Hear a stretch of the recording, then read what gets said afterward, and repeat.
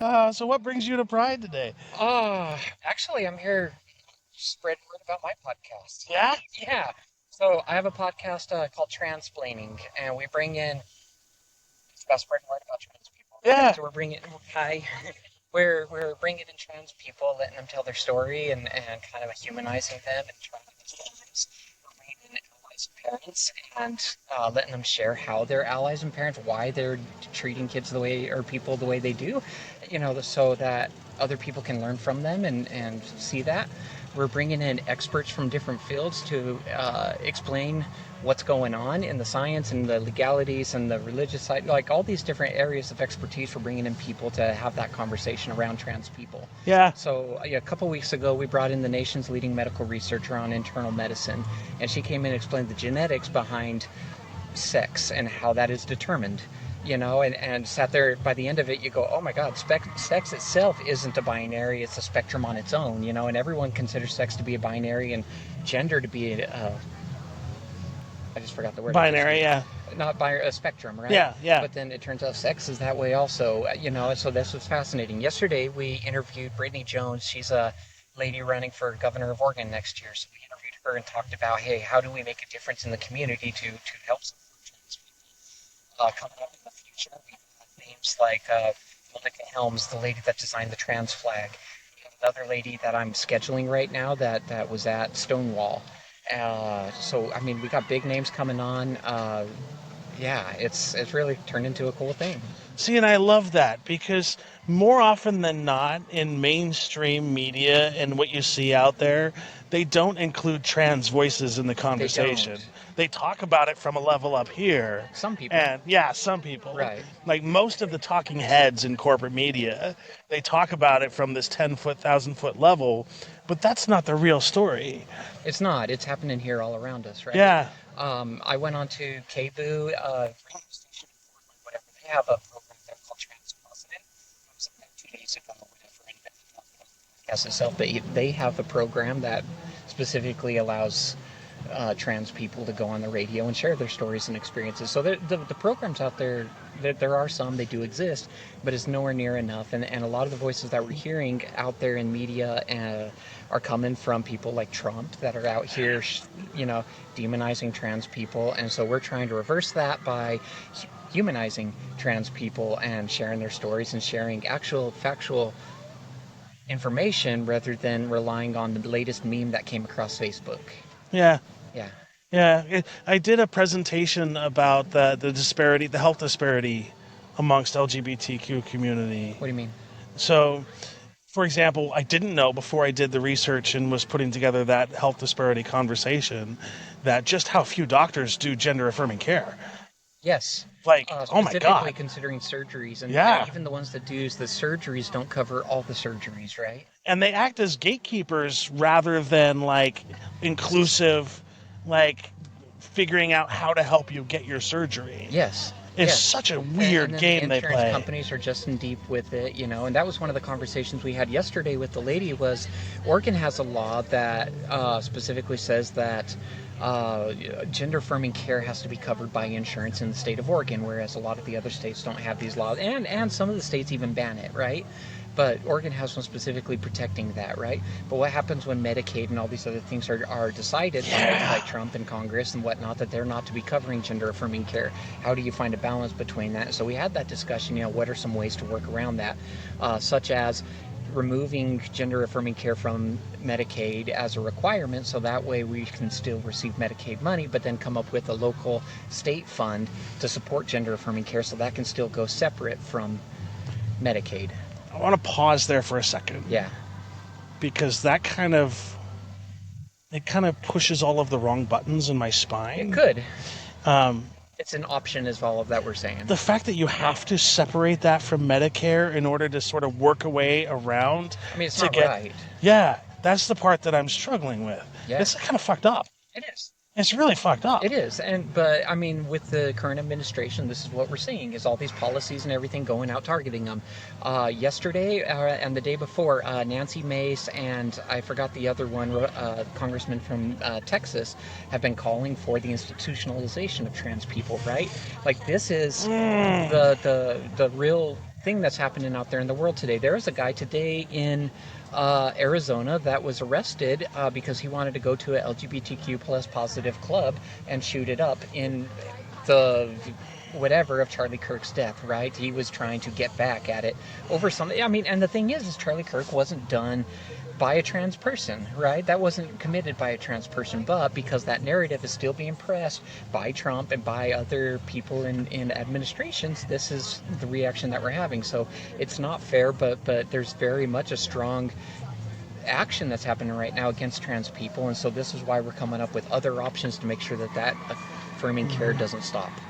I'm glad that's happening, and it still pisses me off that you have to do it. Oh yeah, of course. I get pissed off every day reading the damn news, but you still have to be connected to it, and you have to understand what's going on, because if you don't, you're ignorant. Yeah. And it's at this point, it's going to take a village to stand up anyway. I mean, that's what has to happen. Everything's got to start at a grassroots level and build up from there. Yeah. I mean, that's all there is. So things that people can do is they can be going out, being active in their community, being active in protests. Running for office is another big one. If LGBTQ plus people will run for office, they now get their face out more, such as Sarah. Thank you, Sarah McBride, right? Going out there, this puts a positive face for trans people and the LGBTQ plus community out there in the area, field, whatever. But then as well, we have people now that are willing to stand up and push for those kind of protections. So one of the biggest things is people can be out there running for office. They can be supporting candidates, volunteering to help candidates, talking to their neighbors and spreading that kind of word, spreading actual factual information. So things like podcasts that are happening where you can find real information rather than a 30-second Google search. This is where we're going to be making change. Yeah, because even if you do that 30-second Google search, the first 5 or 6 things that pop up are not productive. It depends on what you pull up, but yeah. I mean, still, a lot of the information when you go look at it is some medical review in a scientific paper, and it's written in that kind of form. And unless you know how to dissect that language, it doesn't mean anything. So you have to wait for somebody else to tell you what these things mean, and so. Information is largely inaccessible by the community because of that. And it's never written in a way where people can actually understand or decipher the information. Right. And a part of me thinks it's on purpose. Maybe. I think there's an argument to be made that when you're dealing with the medical community and things like that, that they have to write in as specific terms as they can, because loose terms can mean a whole lot of different things. And that was one of the things we talked about with the medical researcher was, even just coming up with the term gender or sex, people want to say, well, woman is woman. Well, what is woman? And then you have to go break down into all the different relations. There's 9 different factors about that, whether it's your genes and the parts you're born with, reproductive system that you're born with, your DNA, there's all these different areas. There's 9 different factors. And so when you want to go in there and say woman, even if you say it, in a medical paper where you say, 97% of the female population did this, well, now it's hard to have that conversation, because what is female?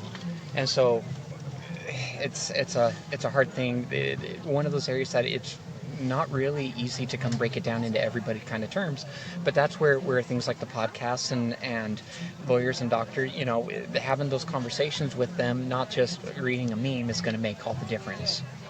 Do you think that most doctors know where to point people if they come to them asking about gender-affirming care? Depends on what state they're in and what the doctor specializes in, and how the doctor personally feels about LGBTQ people. Some of the states know it's going to be really hard finding anybody that can cover any of that kind of stuff. If you're in a state like Oregon where gender-affirming care is all around, then they're going to say, hey, you know what, this may not be something that I'm great with, but go over here and do that.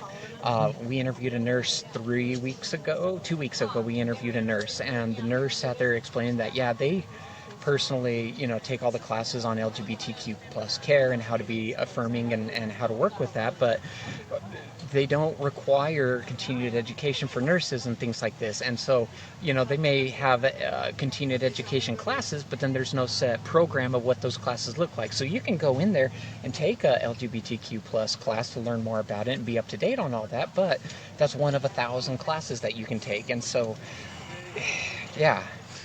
Wow.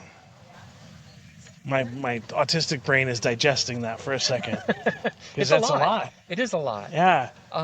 There's just a long way to go for, we need information to be more accessible. We need people to do their due diligence in asking doctors and talking with them about gender affirming care and doing the research behind it rather than just reading memes and reading through Google and whatever, Reddit, making sure they're active with the communities, taking part. Like, this is how people are going to make a change, is by being out and being active. And how important is familial support for people who are trans? It's massive. We brought in a psychiatrist to talk about it, and they said if you have one family member, just one that you care about, if you have just one that and that doesn't have to be mom or dad. It doesn't have to be mom and dad. Just one family member, just one, right? It will reduce the risk of suicidality by 40%, right? Just having one person in your life that means a lot to you, that is supportive, will reduce it by 40%, right? So there are a lot of sad instances. Suicidality is spiked among trans people. This is a stat that we see continuing to grow, right? There was unfortunate incident of a trans lady, a trigger warning here for SI, right? But there was a trans lady that jumped off the St. John's Bridge and passed away, right?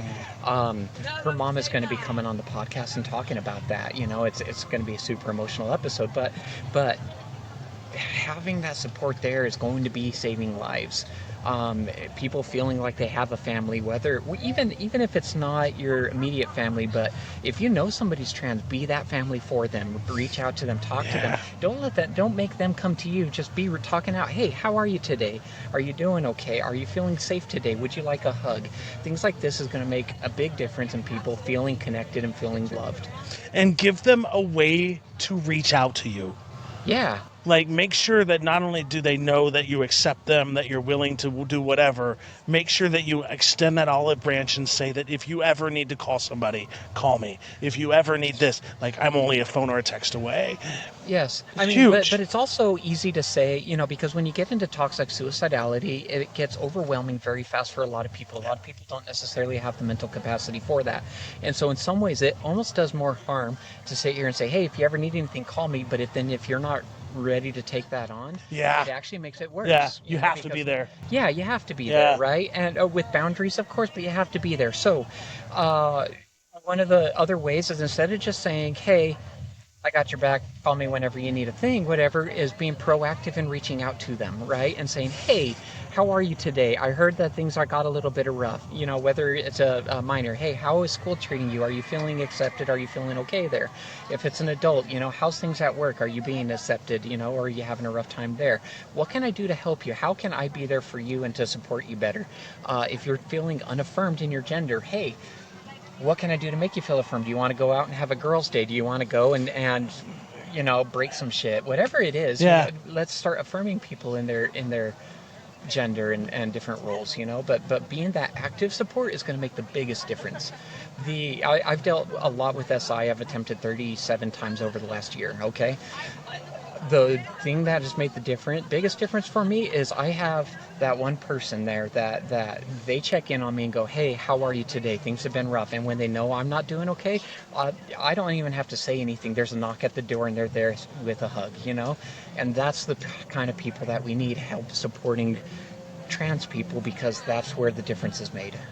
100%. Yeah. I'm a veteran myself, and I also had a bout with suicidal ideation. Yes. Because when you get into that point where you're isolated and you feel alone, you feel like there's no way out. And what saved me was that one person. Yes. And it could be that one person is the difference between somebody taking their life or not. Yeah. And that's huge. And it's also important to know that if you're that supporter for somebody, it's important to know that it may not be your day every day. You know, you don't always have to be the one and the only one that's checking in on somebody. And it's also okay to realize that maybe they don't need you specifically that day. It may be somebody else. So if you go and reach out and you say, hey, I care about you, I'm concerned, I've heard you're having a rough time, how are you? And they just go, you know what, I'm okay. You can ask a little bit more, but then maybe leave it, you know, and don't just let them say, hey, I'm fine, and walk away, but maybe turn around and be like, hey, I'm just checking on you. If you're really okay, I'll give you space if you would like that space, but if you want someone to sit here and listen to you, or if you just want someone to be there and talk so you don't have to say anything, fine. Or if you just want someone to sit with you in silence, whatever you need, I'm here present for you. So we're going to transition to the next guest. Love transitioning. And I would love to have you on this podcast so we can actually have a really in-depth conversation. I would love to bring you on the conversation in the podcast too, my podcast, right? Yeah. Because I think that you've talked with a lot of people, and I think you Yeah. probably have a lot of insight based around that. Yeah. As well, the conversation around SI, since you've had the bouts of that too, having the real conversations about that is a real thing that is needed in the community. So I'd love to bring you on too. If you don't mind me throwing a quick shout out. Not at all, please. Okay, so they can find my podcast. It's transplainingpodcast.com. We are on all of the socials, Facebook, Instagram, TikTok, Spotify, Apple Podcast. We're on everything. If anybody, trans person, whatever, or ally or expert in a field wants to reach out, they can find me at Daphne at transplainingpodcast.com, and they can reach out that way. We're available. I check all my emails, and I would love to have as many viewers and subscribers, but as well, we want to share the news. Yeah. So I look forward to it. no problem. Yeah. I'll leave here my information with them. Please. But hey, thank you so much.